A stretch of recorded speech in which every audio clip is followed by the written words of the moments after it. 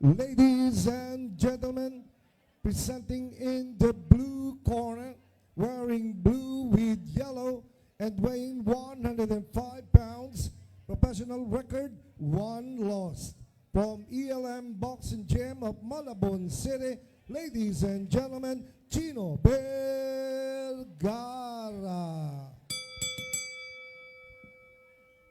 And his opponent across the ring, fighting out of the red corner, wearing white with black, weighing 107 pounds, professional record of 1 win by knockout. From Elorde Plus, BF Parañaque City, ladies and gentlemen, Jeffer, the Iron Kid, Roy Mendoza.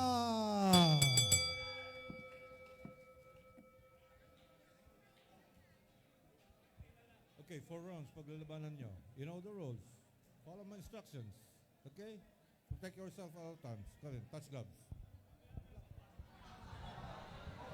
So, the next bout, ito po ay pang 7 laban dito sa morning edition ng UKC Showdown. Jeffer Roy Mendoza of Elorde Plus BF against Chino Vergara ng ELM. of ELM Boxing Gym.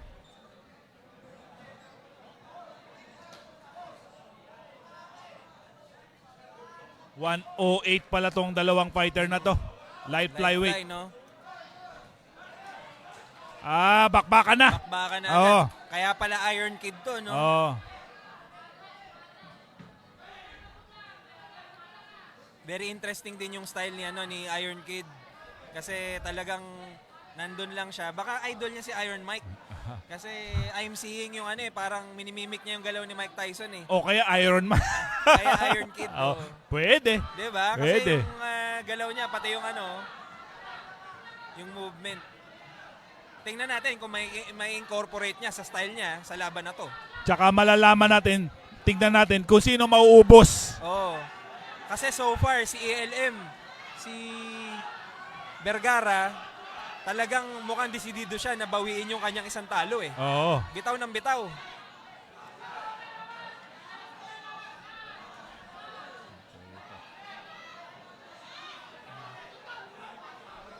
So, yun, nakapagpatama si Mendoza ng isa kanan at nagpasok siya dalawa sa body. Ang ganda ng laban ng dalawang boxer na to.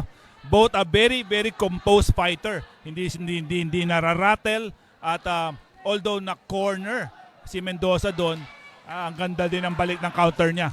Tama, Alvin. Sa record pa lang, may istorya na agad eh. Si Mendoza gusto ituloy yung kanyang winning streak. Si si Vergara wants to reclaim yung kanyang pagkatalo, no? Mabawi niya. Parang West Philippine Sea, no?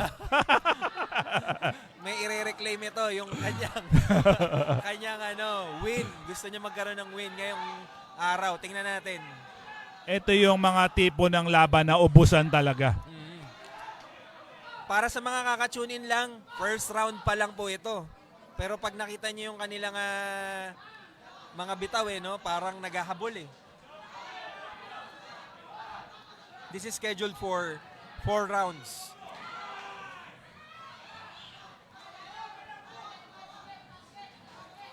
So far Alvin, parang wala pa ako nakikitang matinding sukatan. Tsaka walang tumitigil. Walang tumitigil eh.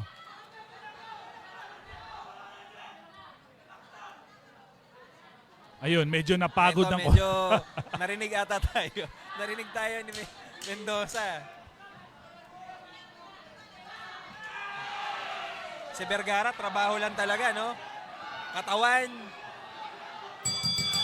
Hanggang tumunog na ang bell, guys. Napakasulit nung ating round 1. Vergara versus Mendoza. Both boxers nagpapakita, nakikipagtagisan nung kanilang galing. Let's see mamaya kung ang opinion ng mga judges for round 1. But ikaw, anong opinion mo? I-message or i-comment mo naman dyan sa ating comment section.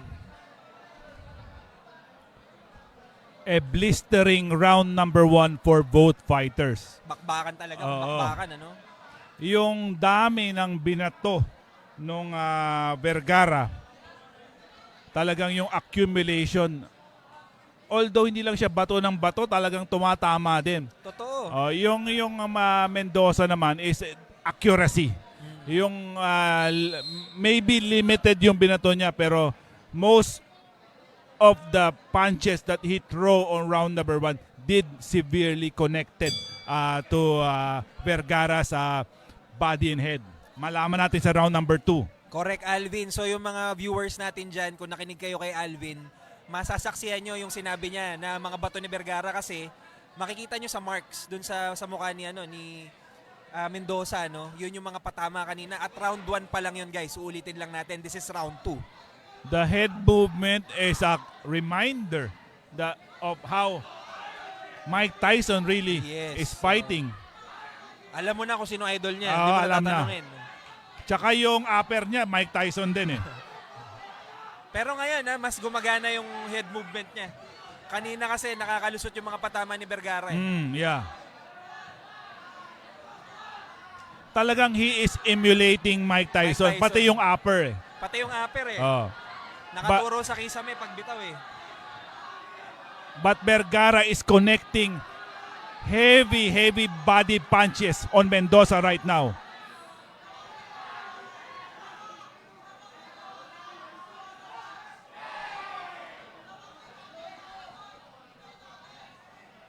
At hindi lang tayo dyan, Alvin, nakikipagbakbakan sa comment section natin. Matindi rin yung mga pabate. Ay. Shout out kay kay Girl Hunter ng Pinas. Si Vince Paras. Ganon din po kay... Mahina naman ako kay Vince Paras eh. Bakit? Oo, Bakit? mahina ako kay Vince Paras. Hindi ako iniimbitan yan eh. Nako. Pag lumalaban yan, lalo na sa abroad, hindi niya ako iniimbita. Pakiimbitahan naman kami dito. Kaya mahina ako kay Vince Paras. Idol ko yan pero mahina ako dyan. O Vince, alam mo na, padala lang namin sa yung mga namin, details para sa sa ticket.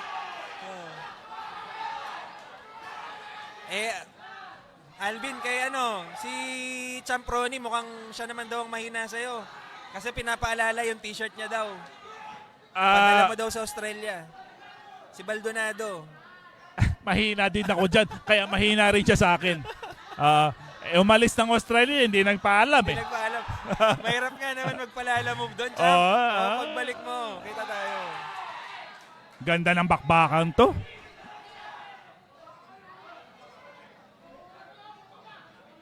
Shoutout rin po kay Coach Dalot tsaka kay Kid Janar. Mga taga Davao. Kaya nga kanina binati ko na yung in general eh. Davao friends natin. Mga kaibigan natin sa Davao talaga. Ngayon medyo kanina talagang paulanan ng suntok. Ngayon mas medyo nagka-calculate na yung mga boxer natin. May nakita kong Last 10 seconds. may nakita kong mga nice. Talagang walang pakialam sa oras yung dalawa. Bitaw kung bitaw. End of round 2.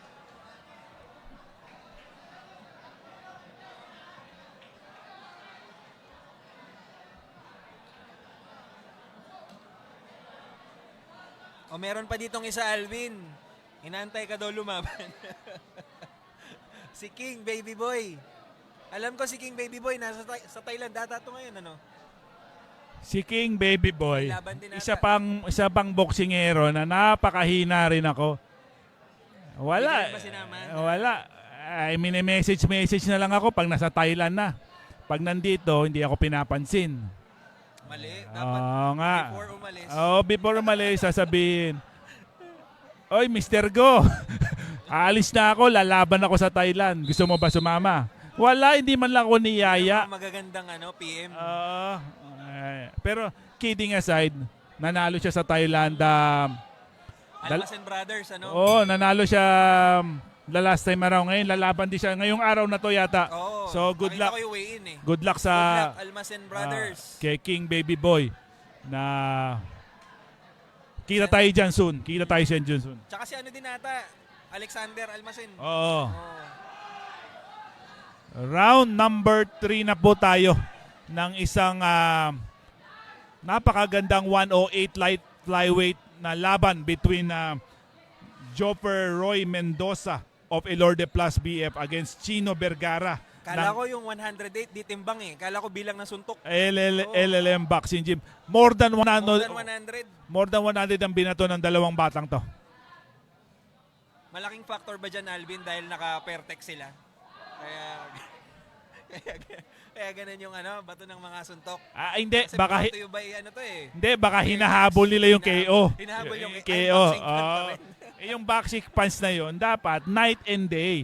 Pag night, alam naman natin meron tayong pa-boxing ng umaga. Dapat KO of the night sa umaga, tsaka KO of the day sa gabi. Dalawa, tig 3,000 dapat. Nako, Alvin, edi tulungan na natin sa boxing fan. Mga nanonood, nakikinig, paki-follow, share, and like nyo yung mga videos ng unboxing fan para mas marami pang papremyo. Para sa mga boksingero. Bago nyo tignan yung Boxing fans, pumunta muna kayo sa Real Fight PH. Kami, Real Fight PH. pero kami, silent lang kami magbigay. Konti lang. Kasi hindi naman kami... Silent giver, Hindi naman, Kakalabitin lang kayo ni Alvin. pag kinalbit ko kayo, bago nakapalo kayo, magbibigay na kami. Pero Alvin, itong si Vergara hindi kumakalabit. Talagang bitaw ng bitaw mula sa kabilang dulo ng ring hanggang dito sa blue corner. Talagang tuloy-tuloy ang bato. Body, head, ayaw tumigil. Kaya mapapasaludo ko na lang talaga kay Mendoza at na-handle niya yung pressure. Ayan, kinagalitan siya ni Rep Don Arguelles. Bawal kasi tumalikod. Sino kaninang tumalikod? Yung Vergara. Kasi Vergara. tumigil siya eh. So, we'll see. Pero very, very enjoyable talaga tong laban na to. Tinamaan siya ng left hook ng Mendoza. Lalo na, Alvin, yung mga sandi pa nakakabili ng kape. Magandang pampagising to, no? Ay, nako, talagang napakaganda. Alam mo ba, Mama, meron ako sasabihin sa'yo after 25 seconds.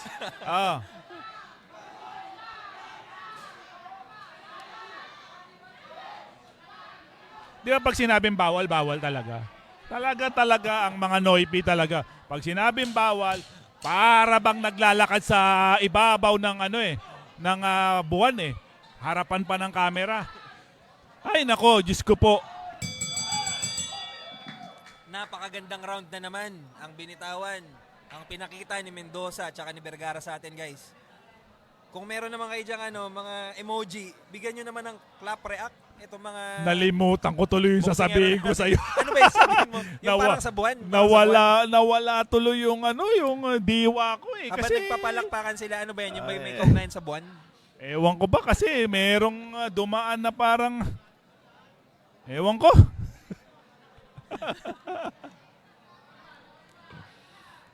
Round number 4 na tayo ha. Talagang from round 1 hanggang round 4 na itong coming round 4 talagang bakbakan.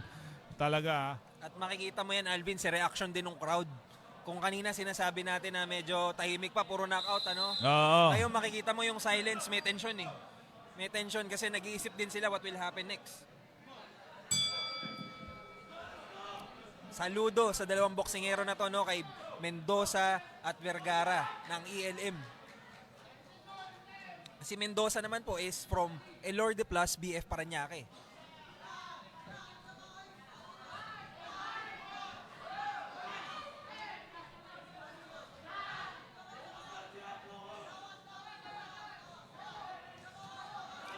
So right now, you're witnessing talagang bitawan sa bodega itong dalawang boksingero natin,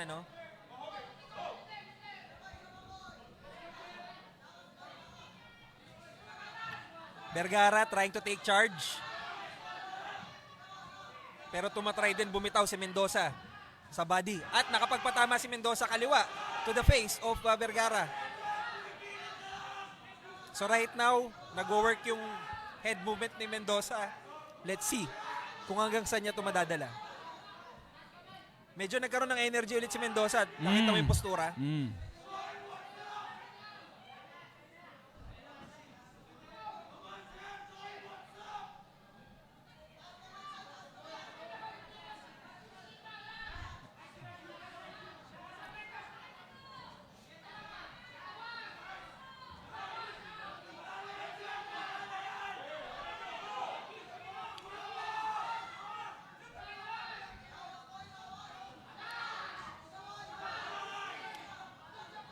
Dalawa yung pinakawalan doon ni Mendoza. And right now, Vergara is trying to stalk Mendoza. Talagang dikitan lang yung dalawa. The only time na nakikita niyong maghiwalay itong dalawa na to in recent na mga segundo at minuto ay pag binagbe-break sila ni Rep Arguelles. Ganon sila ka-engage sa bawat isa sa laban na to, guys.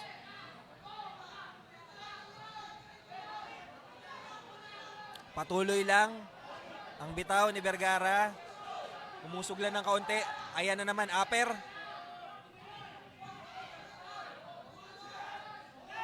Nako, kung mahilig ka talaga sa bakbakan, you'll enjoy this fight. Talagang hindi nagpapakita ng bakanting oras itong dalawang boksingero na to in terms of throwing punches.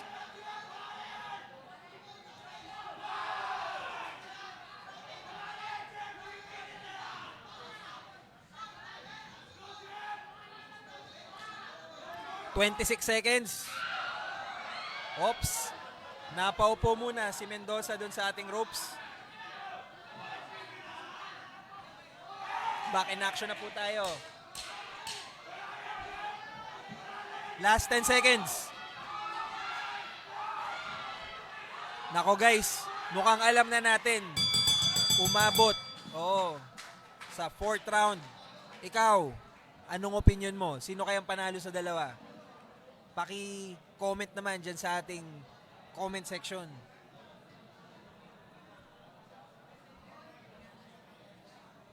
Agree ako dyan kay Jory Boy Sixta. Ang lulupit, ano?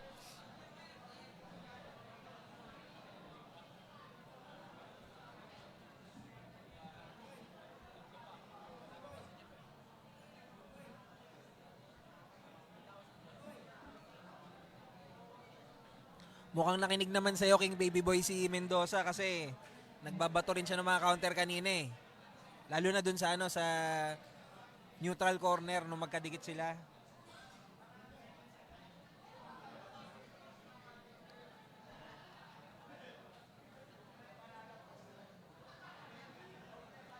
Para po kay Marison Manaloto, ang main event po natin ngayon ay si Rex Cho ng Hong Kong at si Genesis Libranza ng Pilipinas. Ang paglalabanan po nila ay IBF Pan Pacific Bantamweight title.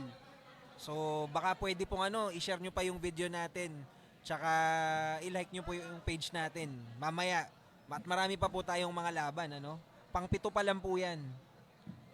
At meron tayong nakascheduled na 20 plus bouts.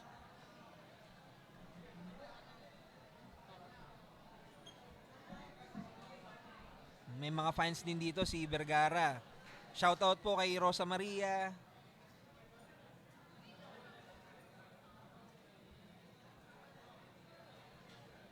Observation naman kanina, Alvin, ni Laika Kabigayan, wala na daw hangin.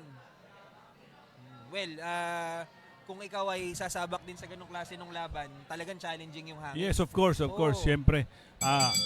And now, ladies and gentlemen, after 4 rounds of boxing, we go to the scorecards. Sylvester Abainza scores about 39-37. Noel Haduka scores about 39-37. And Engineer Greg Ortega finds it 39-37. On to the winner by unanimous decision, Chino Vergara.